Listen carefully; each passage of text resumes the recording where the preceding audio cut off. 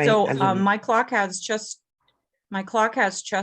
turned 7 p.m. I see the video is, the meeting is now being recorded. So I'd like to call the Tuesday, March 8th, 2022 virtual planning board meeting to order, please.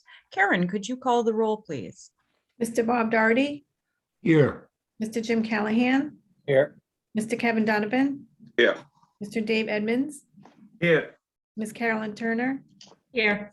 Mr. Mike Ventresca, Here. and Chair Claudia Bogan. Here. The first item I have on the agenda under subdivisions is Russo Drive, expiration of construction completion date. Yes, Madam Chairman and members of the board, just for a brief summary. This is Tina Cassidy. The completion date for this subdivision expired at the end of February. Construction of work in the field actually was completed back in November, December of 2021. They last appeared before the board in January and asked for an extension through the end of February. The only item that remained incomplete, excuse me, was the preparation submission of an as-built plan and a letter from the developer's engineer certifying that the subdivision road was constructed as designed.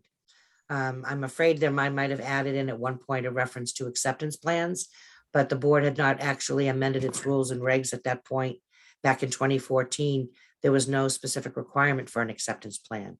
So although I've expressed the board's interest in receiving one, I also recognized that we do not have the ability to require one.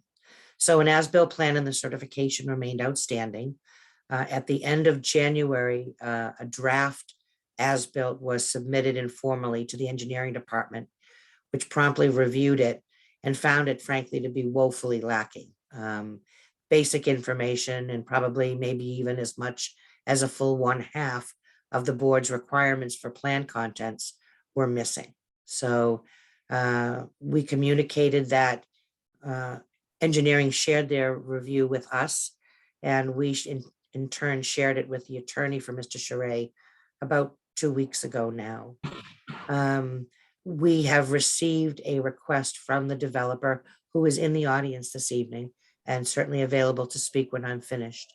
They have now filed a request with the board asking for an extension of the completion date now to the end of April to allow them to complete the as-built plan as required.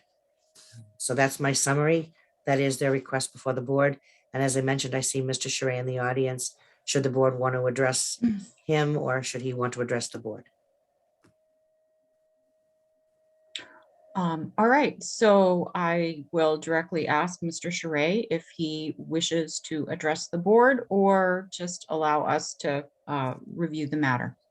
No, I'd like to address the board. I want to apologize. I've been away for 6 weeks, and I thought the plan was being finished up while I was away, but apparently not much got done. So I got back this past weekend. I talked to Attorney Salvati, and I talked to my surveyor and my engineer, and my surveyor is away until the 14th, but he said as soon as he gets back, he'll get on top of things and finish it up. So that's all I can tell you at this point. Okay, thank you. Do any board members have any questions for Mr. Charest? Mike, go right ahead. Go right ahead, Mike. Yeah, Mr. Charest, just you got a chance to look at all these outstanding requirements. Do you see any showstoppers here? I don't. I just received the plan yesterday from Attorney Salvati, but not the plan, but the list of things. And I don't know why a lot of those things hadn't been taken care of already, but apparently it got dropped somewhere. And but they assured me as soon as Ed's back on the 14th, that's his priority. I mean, it just from the it just seems like, you know, the planning board staff is getting kind of irked at situations like this where we're kind of getting towed around. I just, you know, would like to see this obviously closed out and, you know, and if there's any delays, just let us know about it and we'll work there. But I mean, we keep on, you know, it's not just you, it's other developers as well, just saying they're gonna have this done and that done. It just, you know, doesn't seem to happen. And just want to make sure that, you know, if we grant this extension that, you know, it's gonna be it. I know it's hard for you to tell if it's out of your hands, but, you know, you're the one who's ultimately responsible. We just kind of. No, I understand. Believe me, I understand. I'd like to see my bond get released at some point too, so, Yeah, I mean, you know. Right, that's it, Claudia. Thank you. All right. Is there any other board member? I see Dave. Dave, go right ahead. Yeah, I want to see a hard date. Tell us, you know, it's going to be his priority, this, that. Those are all generalizations. Give us a date. When are we going to get the final product so planning staff can work on it and then get it back to this board? Give us a date. Well, I mean, it's gonna be the middle of March before he gets on it, so maybe the middle of the 15th of April and somewhere in that vicinity. That So we has a month. you're saying you need another 6 weeks? Yeah, only Another month? I don't because- know. Pardon me? What do you really need so we're not having this conversation again? I would think it would be done in 6 weeks. I just, you know, if there's an issue with something, something has to get changed, you know, but I, as long as there's no major problem, I would say 6 weeks is sufficient. Right. I mean, I know what needs to be done now. I got the list yesterday, so I can sort of push things along with the surveyor and the engineer. Dave, are you good? I'm good. All right. Are there any other board members who have questions? I see Jim. Jim, go right ahead.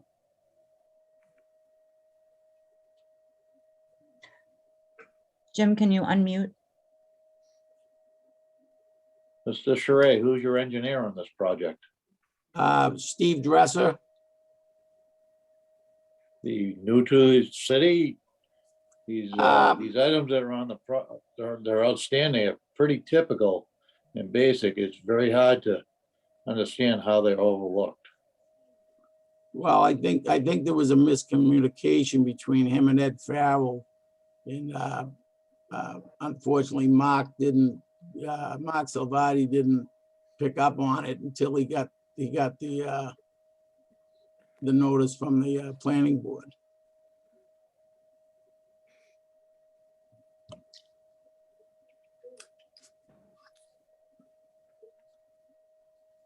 Oh, yeah. All right, Jim, thank you. Is there any other questions? Are there any other questions from the board? All right, I don't see anybody. I do see Tina's hand raised. Tina, at this point, would you like to jump in with a recommendation? Well, I would, and a couple of thoughts. I do appreciate Mr. Charest's time here this evening. I know that your attorney couldn't make it, so I appreciate you being here personally. I would also ask that, sort of underscore what Mike said, to ask you to stay on it kind of and honor your commitment. I know it's not easy. I know you've got other things to do, but ultimately you are the one that we kind of hold responsible. So if you can keep the engineer's feet to the fire, I know that that would be greatly appreciated. If we can ask you, in fact, to honor that deadline of April 15th, I think that would be the bare minimum. That would give, if your extension is to the end of April, which I would support, you do have a significant amount of money still posted with the board, but it would be great not to have to keep writing about this subdivision every 60 or 90 days. So if you can get something in by April 15th, your completion date would be April 30th, which would mean engineering would have a couple of weeks to look at the plan, check for any other omissions. Hopefully there wouldn't be any, but if there were, there'd be time to rectify it. You'd be on the first meeting in May, which is probably somewhere around the 7th or so. So yes, if you could make sure and tell them now that we need to get a plan to Greg that's complete no later than April 15th, that'll facilitate this and pretty much ensure that we get things done. And there'd be no reason why the incentive should be this. If that as-built plan is found to be acceptable and the board votes to accept it, you can have your bond money back in that same night with a separate vote. So please do what you can to make that happen. All right, thank you. Thank you. All right, so my understanding, Tina, is that you would recommend a extension of time for the subdivision completion date to April 30th, even though that appears to be a Saturday. Yes, and then that will mean that we'll be able to line them up for the agenda for the first meeting in May. Okay, so that is the planning board director's recommendation. Is there any further discussion? If not, I would entertain a motion. So moved. To Motion accept by- the director's recommendation. All right, motion by Bob to accept the planning board director's recommendation to extend the expiration of the construction completion date to April 30th. Is there a second? Second, Second by Mike. Any further discussion? Seeing none, I would ask Karen to take a roll call vote, please. Bob Doherty, Aye. Jim Callahan, All right, Kevin Donovan. Aye. Dave Edmonds, Aye. Carolyn Turner, Aye. Mike Ventresca, aye, Chair Claudia Bogan. Aye. 7 in favor, none opposed. That motion carries. Mr. Charest, thank you for coming today. Thank you. All right, next on the agenda, I have Planning Board Director update. Tina. Yes, so a couple of items under this one. The first is I sent to the board for consideration and informal discussion this evening, some proposed increases to the fees that we charge for various filings submitted to the board. In some, the changes are all increases and reflect two things: an increase in the cost of legal notices, which we've experienced in the time since the board last amended its fees, which, geez, I believe was about 5 or 6 years ago now. And also reflects an increase of about 10% in the cost of the time that it takes various municipal staff to review and process the various applications. Those range from A&R plans, which largely involve only the planning department and the engineering department, to full-blown subdivision plans, which include time of a whole bunch more departments such as police, fire, Board of Health, Conservation Commission, et cetera, to review and comment on the plans. So I prepared them for the board, and I also gave you just an example calculation for how I came up with a proposal filing fee for A&Rs. What I'd like to do is ask the board if they have any questions or concerns or support for these. If there is in fact support for the revisions, we would need to advertise a public hearing, because this would technically be an amendment to your subdivision rules and regulations. So we would tee this up for one of your meetings, probably the second meeting in April, or the meeting on April 22nd, I should say. That's it. Jim, I see a hand up. yes, Tina, through the chair, I'm sorry. My question is a 2-year time line that are given for the applicants for their time for completion. Where is that predetermined? So typically when the board approves a subdivision, as part of the motion and as a condition of approval, the board will set the initial completion date. It has traditionally, I guess, as practice, been 2 years, but the board has discussed after a couple of high-profile conversations about certain subdivisions, the board has vowed now going forward, we require a developer to propose to us a completion date with a proposed timeline for how he or she is going to get there, with the notion that maybe it is not appropriate to always select a 2-year completion date, particularly for subdivisions that are fairly large. But to answer your question succinctly, you set it initially at the date that you approved the subdivision plan, and it runs from the date of approval of the subdivision.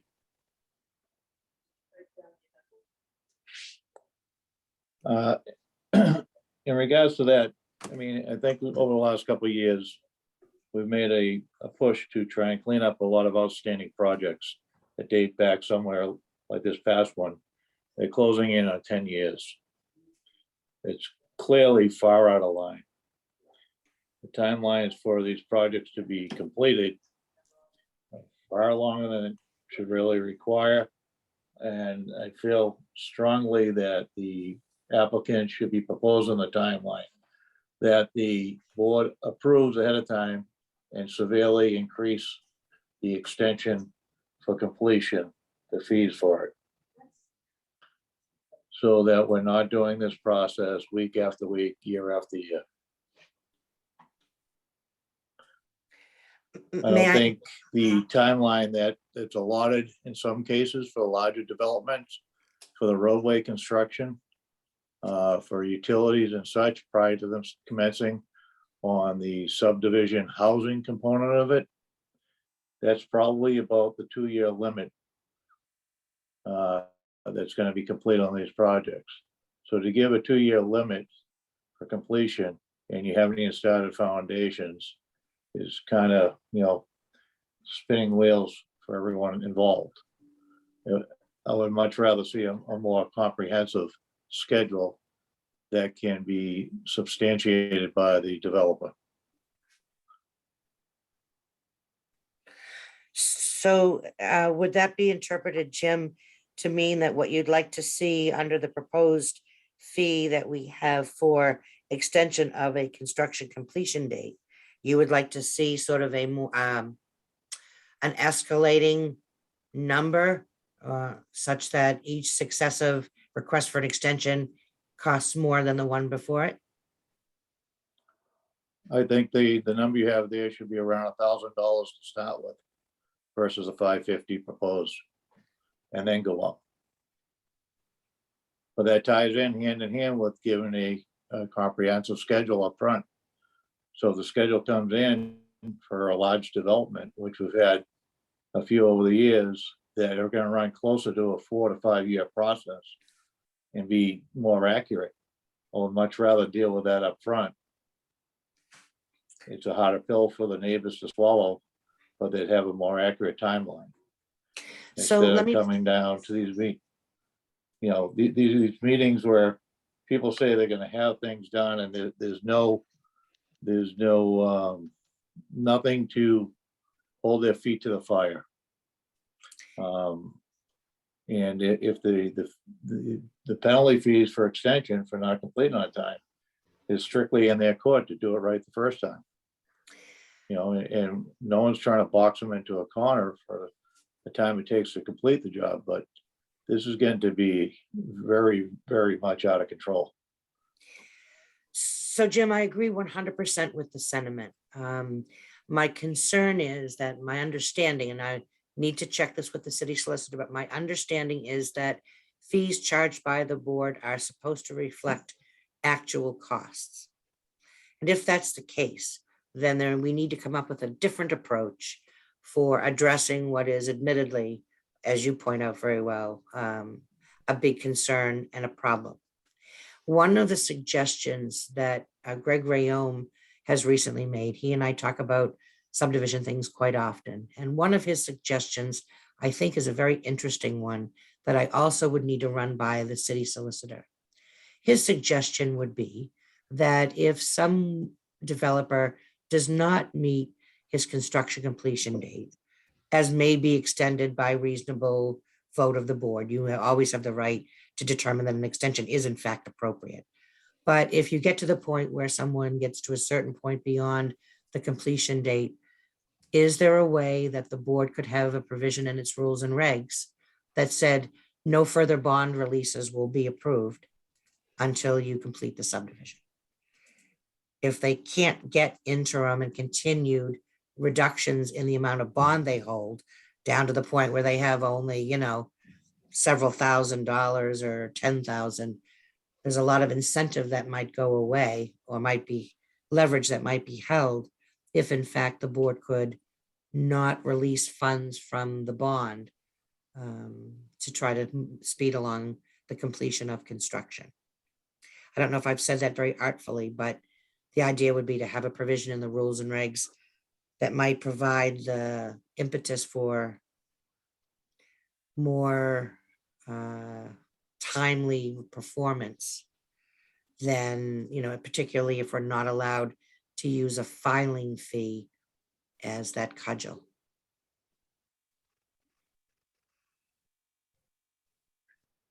I think it's worth discussion. Madam Jim, Chair? Jim, are you good? Yes, Sam, thank you. Mike, go right ahead. Okay, I totally agree with Jim. I just remember years back, we tried to implement fees or penalties and we couldn't do that. So I think we need to kind of think of a way to capture these costs of every time a subdivision becomes past due, to send somebody out there to see what's done and what hasn't been done. I think that would justify an increase. But backing up to what Jim said initially about a schedule. Now, and I should know this, and I apologize that I don't, I probably knew it at one point in my earlier career on the planning board. What are the requirements for a subdivision submittal? Is a master schedule part of that requirement? My And if not, understanding, maybe, oh, excuse me, and if not, maybe we should make that a requirement for maybe not so much a single house lot subdivision, but maybe, I don't know, depending on the size, 2 or 3. And that way, I mean, big projects need master schedules. Their houses or whatever.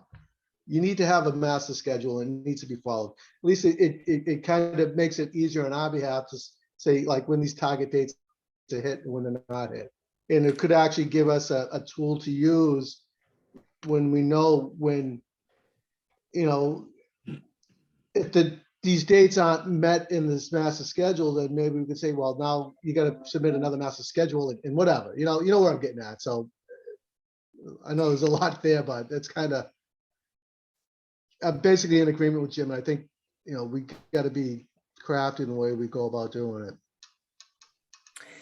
I cannot recall carefully enough to articulate to you from memory what we have in our rules and regs now for requirements on that. I do believe we have some requirements that they submit, in fact, as part of the application package, a proposed timeline for completion of the subdivision with, milestones specified by month and year.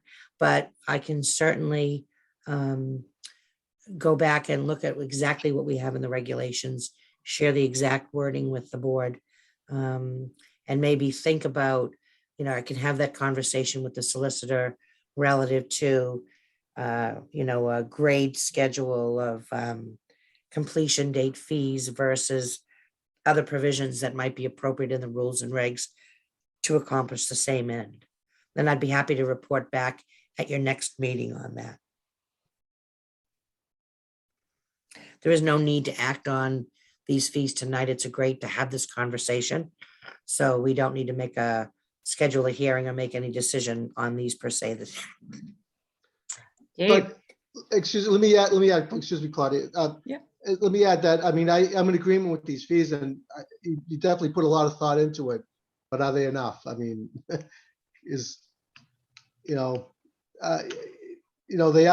appear to be justified.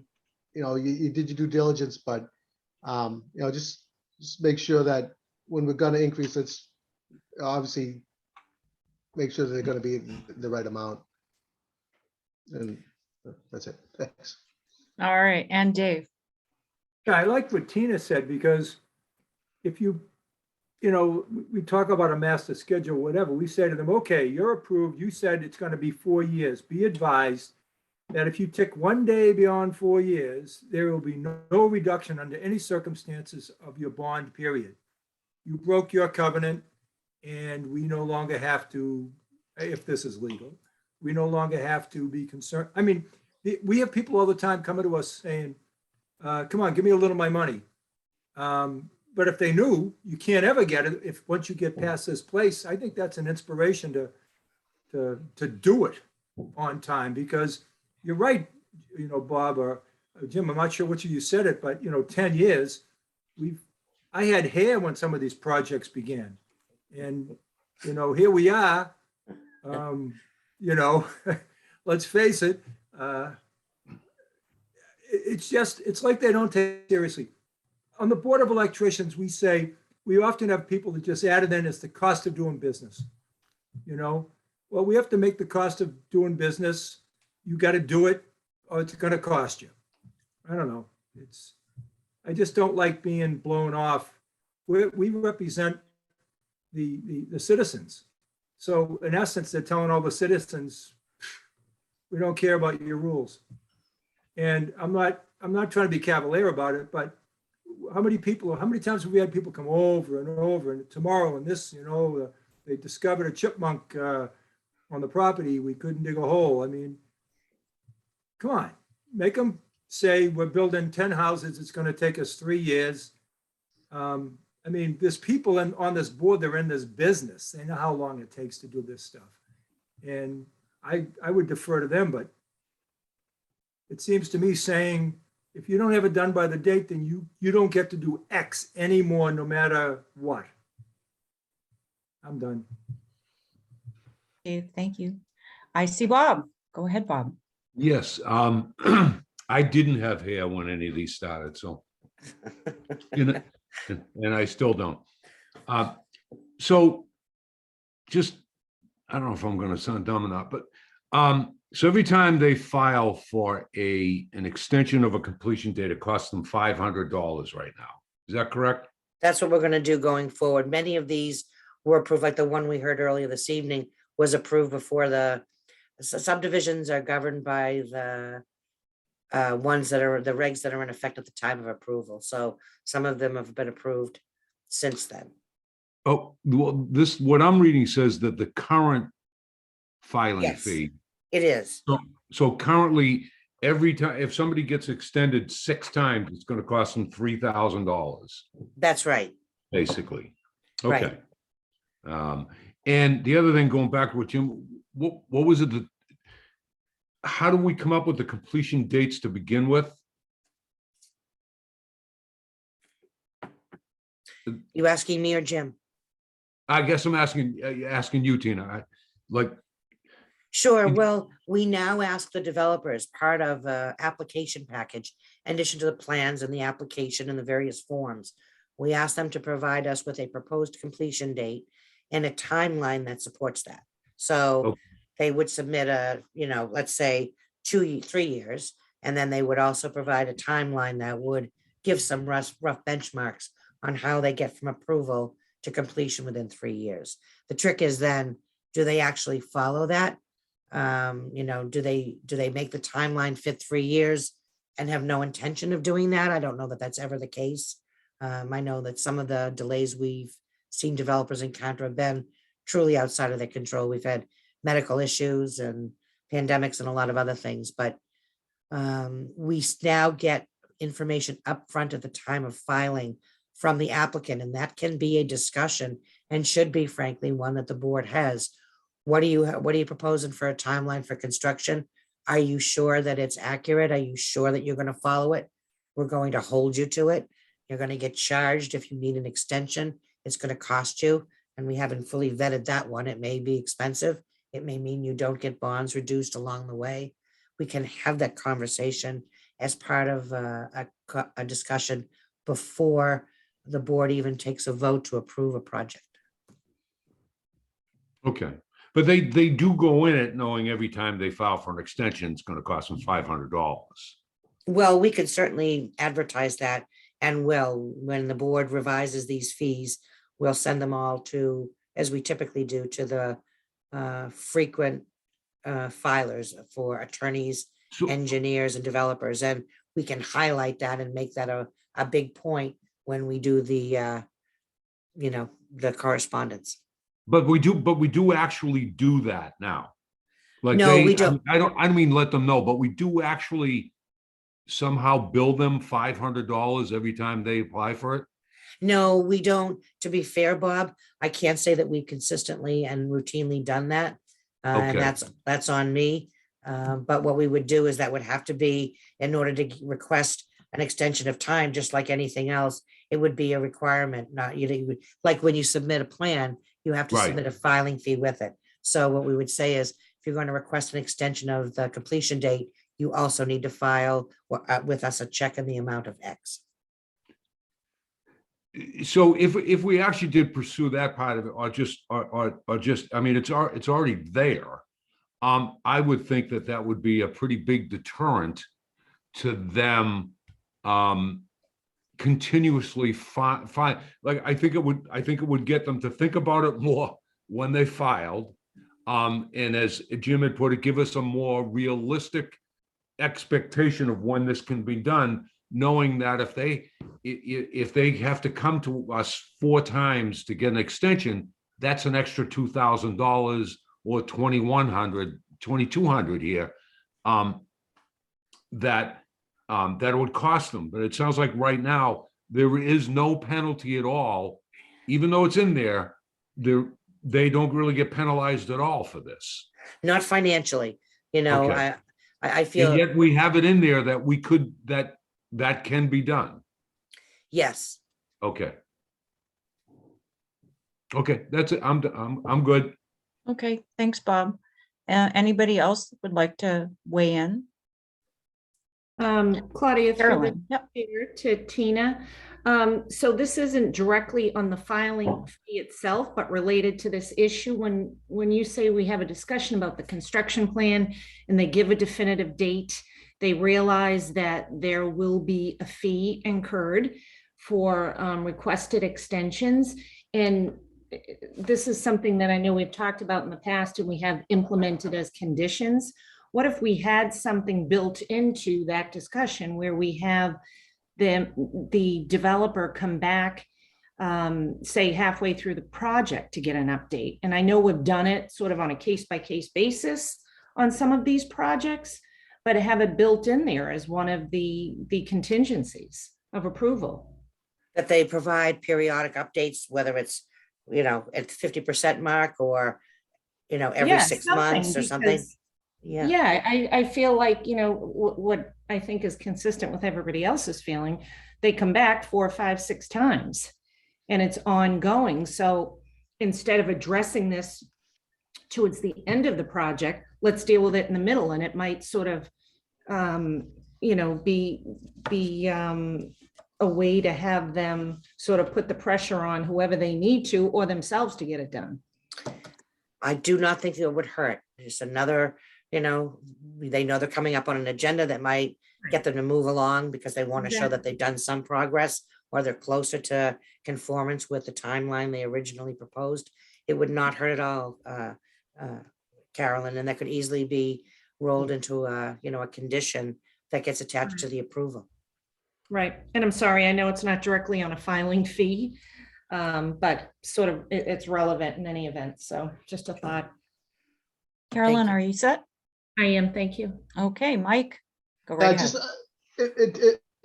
to kind of piggyback on what Carolyn just said, I mean, in my industry, we call those gate reviews. You go through a gate, you get to a certain point, you have a gate review, whether it's a preliminary design review, you have a review, then after, further down the road, before you're ready to actually build parts or whatever, you have another gate review. So I like that idea. I think that's a great idea. If we bake something like that into each and every one, so that we require to have a schedule like that to bake in those gate reviews. That'd be a great idea. Kind of keep them on their toes. Mike, are you That's good? Yeah. Okay. Anyone else would like to jump in at this time? So Tina, I think what you're hearing is a general concern about the concept of keeping developers thinking it's important to actually meet the timelines that they're telling us. And filing fees may only be a portion of the way that that can happen in our subdivision rules. As you've mentioned, the filing fees do have some legal requirements that don't allow them to be used as sort of carrot and stick. But I guess the question that this conversation brings up is what else in the subdivision rules could be used as the carrot and stick if filing fees are only, partially the answer. And I think what Mike has said is that, in the industry, other than government, there's, gate reviews, there's things that business does in order to keep their projects on track. And to the extent that we can write that into our subdivision regs, maybe that's a bigger process than filing fee review, but maybe that's what I'm hearing. And that would be very helpful. Let me have a conversation with the city solicitor, as I mentioned earlier. Might also be interesting for me to draft just a condition, leaving some blanks for the name of a project and the years, but try to craft a condition that, the board could consider imposing in the future relative to completion date,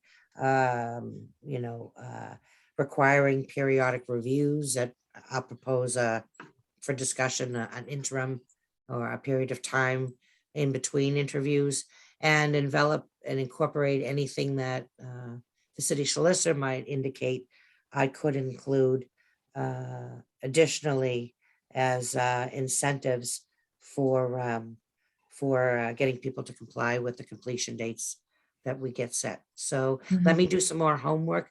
I thank you for what you've given me. I'll come back to you at our next meeting with some more information, and we'll continue the discussion. Okay, great. So the next item is housing choice law. Tina, would you like to take that one? Sure, I sure would. Excuse me one second. Hopefully my voice holds out. So I want to thank you. I wanted to bring to your attention, bring you up to speed on some things that have happened relative to a law that was passed in July of 2021, referred to as the Housing Choice Act, and a number of provisions, one of which the city has already kind of experienced. One of its provisions amended the requirement for special permits for multifamily projects that are located near commuter rail stations. The requirement for special permits was reduced from a supermajority of 6 in favor down to a simple majority of 5 in favor.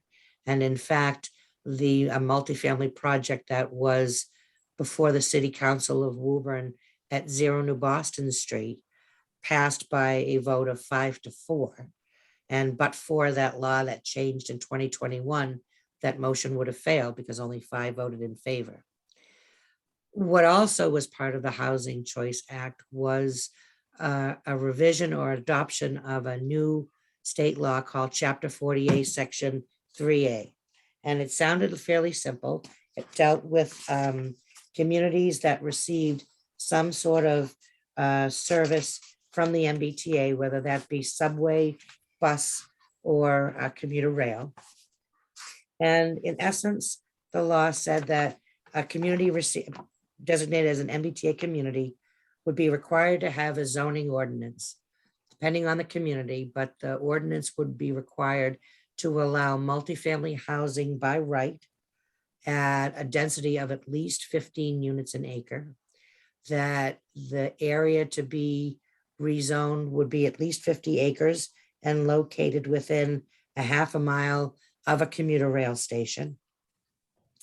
If the community failed to create an ordinance that met those requirements, it will be ineligible to receive certain grant funds called a Housing Choice Initiative. Would be the Mass Works grant program would be unavailable, and the community would be ineligible to receive funds through the local capital projects fund. That was passed in July, and the law also said that the Department of Housing and Community Development, in consultation with the MBTA and the Department of Transportation, would promulgate guidelines to determine if a community was in compliance. Those guidelines were published in December, and the agencies are now actively seeking feedback from communities on the draft regulations, and the comments are due by the end of March. The city has reviewed the draft regulations and frankly is very concerned about not only the impact of the regulations, but also the whole notion of this sort of more penal approach to encouraging the creation of additional housing units. That is the end goal of the legislation, is to greatly boost the number of housing units constructed in MBTA communities, with the idea that communities that are served by some form of public transit, such as the T, are in a better position to support more housing than communities that are not.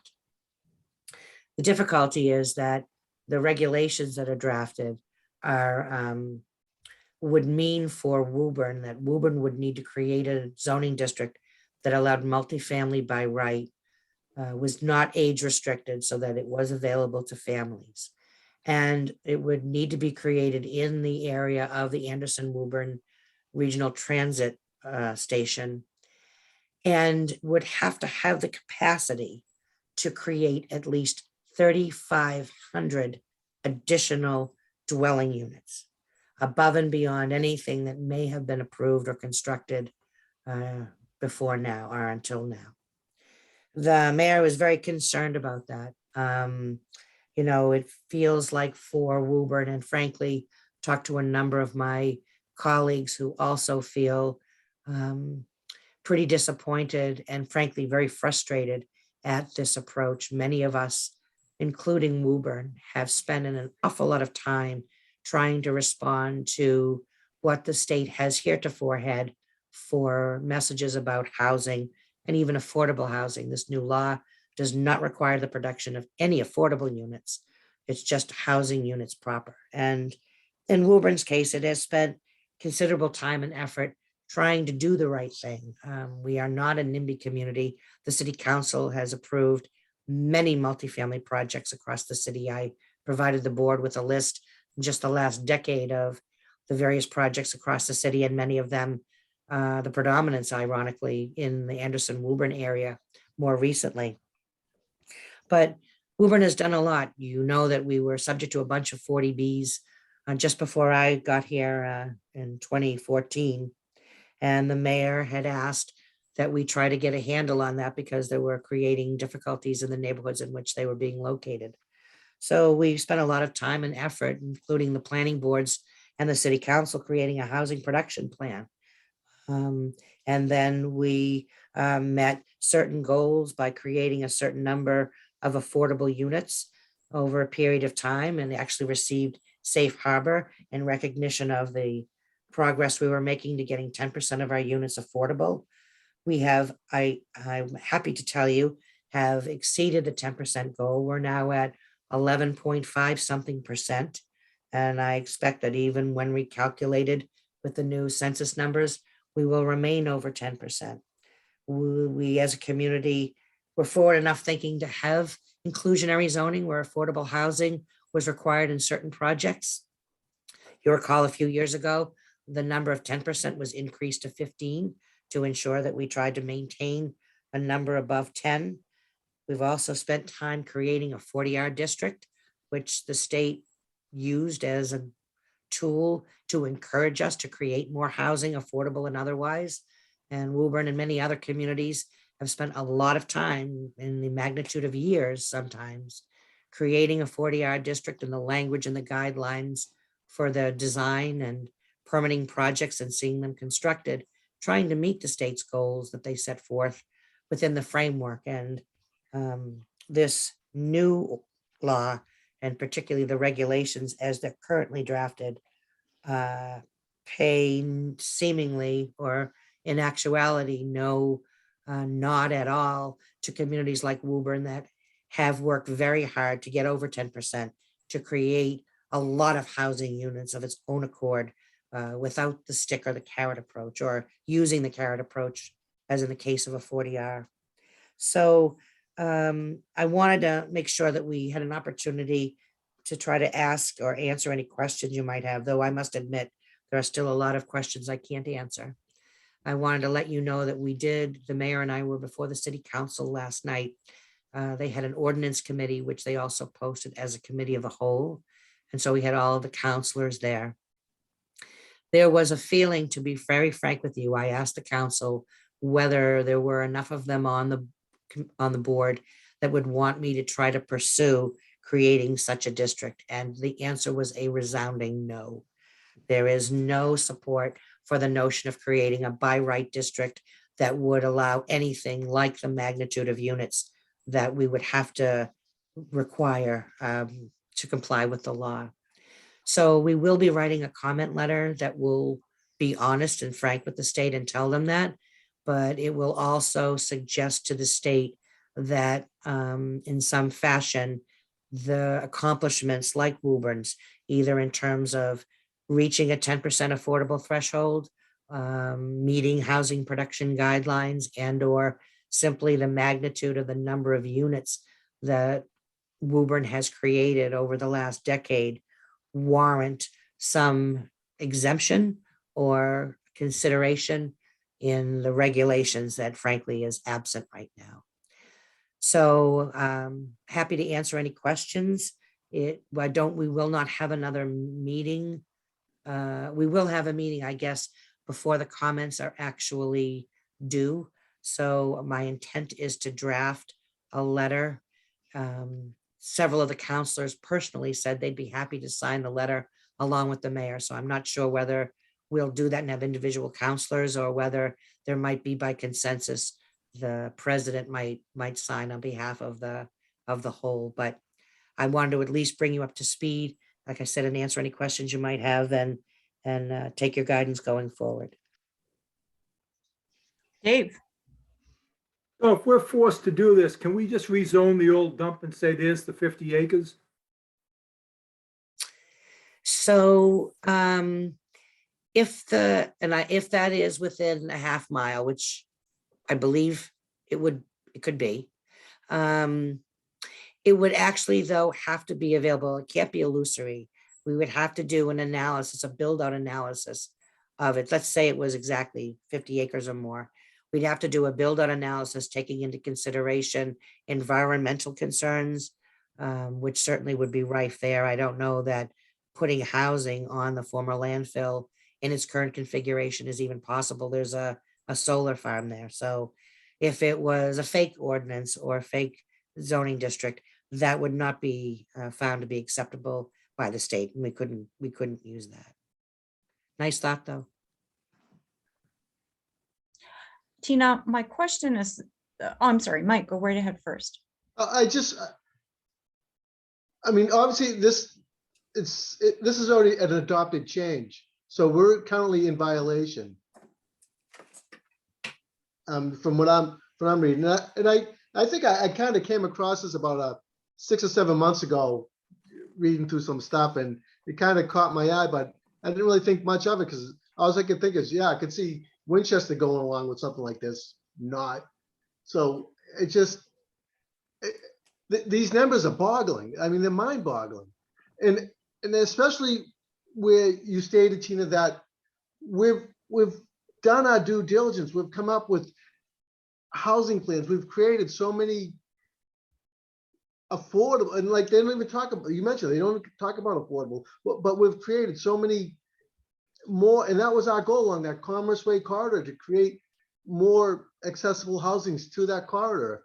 I mean, I can understand that the city council not wanting to go along with anything like that, but I mean, it's the law. So for you to create a doc or some sort of paper to explain our way out of it, this just blows my mind. You know, the only thing I could say is, you know, we did a bunch of work. As long as that's put in front of the state, they should go along with it. I mean, what they're asking is such a huge ask, and especially where a lot of that land along that railroad bed, you can't build on it. It's the Superfund site, I believe, and a lot of it we can't use. There's a lot of moving parts here, and it's just unfortunate that they had to come to this. I can see where in some communities where they need to definitely do some more affordable housing in those areas, but I think we've already done that. Mike, are you set? Yeah. I see Dave. Dave. Yeah, so just get my old head around this. Anderson Station, suppose they decided to say Mishawam is now an open station. Would that be another area that they could do this, or is it only one for the whole community? No, I think, well, and it's an interesting question because Mishawam is not completely closed. It does have a few stops every day, not many still. Although, wait a minute, maybe they have closed that temporarily, David. I take that back. I would need to check that. But let's go with your question. If they reopen Mishawam, yes, I think the city could consider that is also, although I have to be careful. I'd have to reread the regulations again, Dave. I mean, I'm just trying to figure out, could we have to do this twice? Because we have 2 train stations. No, you're only required, I can tell you, you're only required to have one district of at least 50 acres. And only 25 of it actually, I guess, has to actually fall within the half-mile radius. But yeah, no, you don't have to have 2. You're only required to have one 50-acre district. Dave, are you good? Does anyone else have any questions? So Tina, I'm trying to figure out what the stick is here.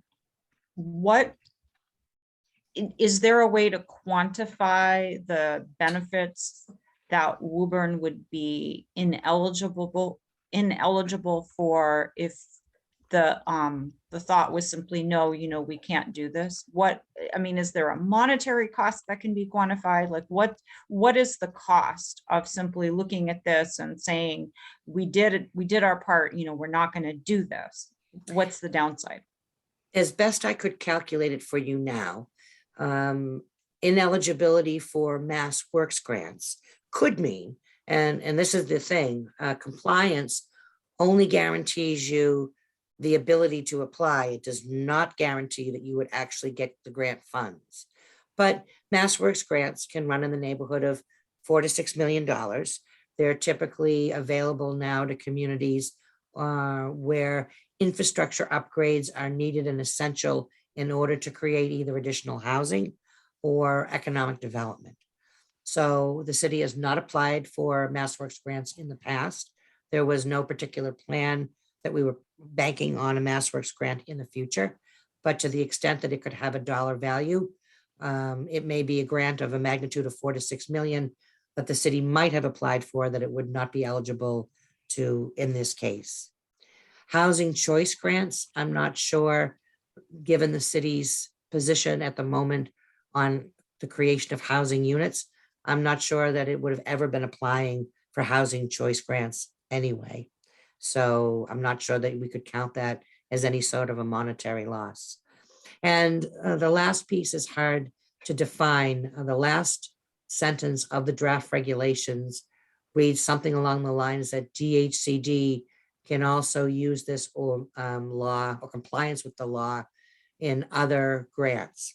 And what that might mean, I suppose, and the answer's not clear at the moment, but I'm sure it will be a comment / criticism of the draft regs as they stand.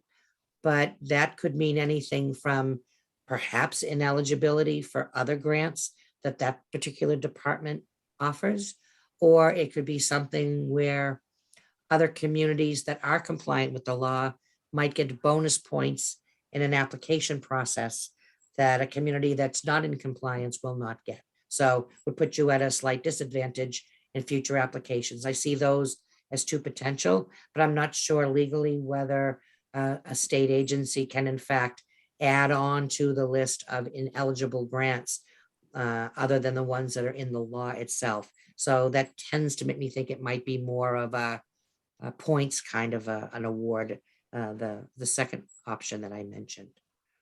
And this agency is the Housing Development Agency? This is the Department of Okay. Housing and Community Development. Okay. I don't. So I'm just trying to figure out though, I mean, if Woburn has, if Woburn takes the position, Woburn being the city council and the mayor and planning board, et cetera, takes the position, you know, we've built out our housing. This is the housing that we have. We have a lot of multifamily housing. We're done. Then we wouldn't have been applying for grants for more housing anyway. That's where I'm trying to wrap my head around. Like, okay, it sounds bad. Oh, we can't get grants. But if we weren't going to be applying for grants anyway, because we built our stuff out, then what is the enormous downside to simply saying, okay, we're passing? There are other grants that, for instance, the Department of Housing and Community Development, not all of their grants are necessarily housing based. Just Okay. within the last couple of years, we applied for some to a grant where they actually awarded us consulting services to create a recovery plan for the downtown back in 2020 and 2021. So there are, to be truthful, there are other grants that DHCD offers, which we might very well avail ourselves of. And again, the hope would be, I guess, that the worst case scenario is that we would just need to come up with a slam bang application that made up for any deficit of points we might lose for non-compliance, if in fact they decide to invoke that for that particular grant. Okay, well, that's kind of a moot point if there is zero support on the city council for changing the zoning. Right? Right. I mean, zero support, is zero, which means lots of minds would have to change in order for the answer to change. So True. anyway, True. thank you. I am all set. Dave? Just having been in government for about 500 years, one of the things I notice is that sometimes there's tangential connections with granting. So housing is often paired up with education. And I'm just wondering, there's nothing that they can say, well, if you don't build this housing, then we're going to gig some kind of school grants or education grants. And I know this is a big stretch, but I've seen stretches. So I'm just wondering, it's strictly on housing that they would